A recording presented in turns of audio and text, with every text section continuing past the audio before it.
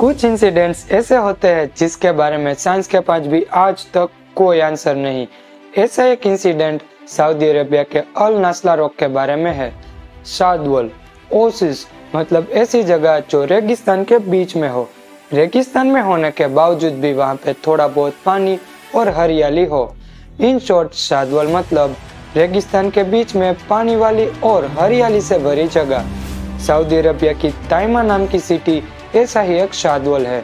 Saudi Arabia की सबसे पुरानी इंसानी बस्ती में से एक ताइमा के शादवल में बसती है। हालांकि इस शादवल को वर्ल्ड ट्रैवल मैप पे जगह मिली तो दो बड़े पत्थरों की वजह से।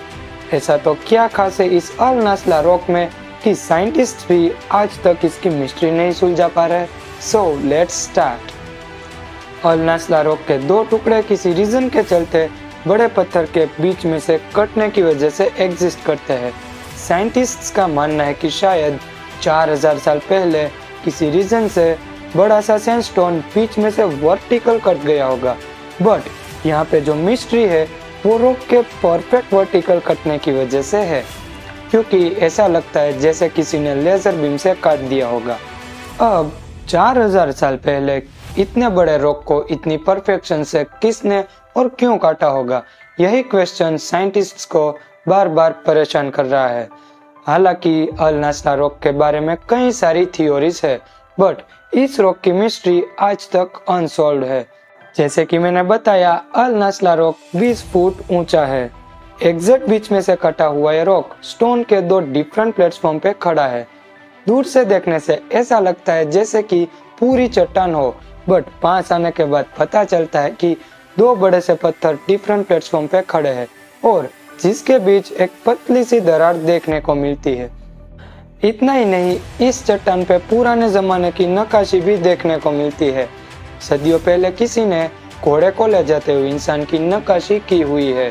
साइंटिस्ट्स ने यह निष्कर्ष निकाला है कि इस नक्काशी में दिख रही हॉर्स की ब्रीड आज तक सऊदी अरेबिया में पाई जाती है।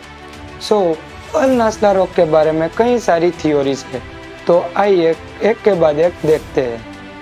Number 1, rock cut by aliens. अगर आप हॉलीवुड की साईफाई मूवीज के फैन हो गए तो आपको ये थ्योरी समझना बड़ा ही आसान हो जाएगा।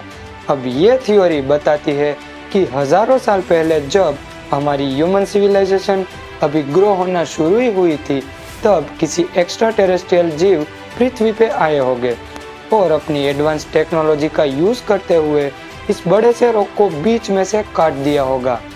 हालांकि इस बड़े से यूनिवर्स में हम अकेले नहीं हैं, एलियंस भी एग्जिस्ट करते हैं। तो अगर एलियंस ने इसको काटा होगा तो भी क्यों?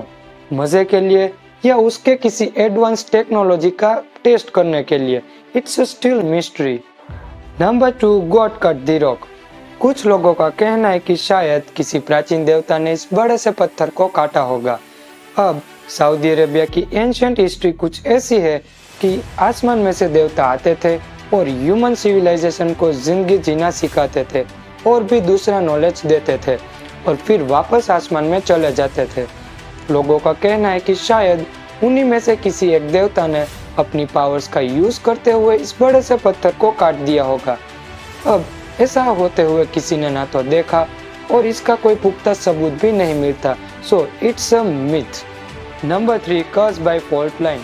अगर इस थ्योरी का माने तो इसमें कहा गया है कि ये रॉक फॉल्ट लाइन की वजह से कट गया होगा।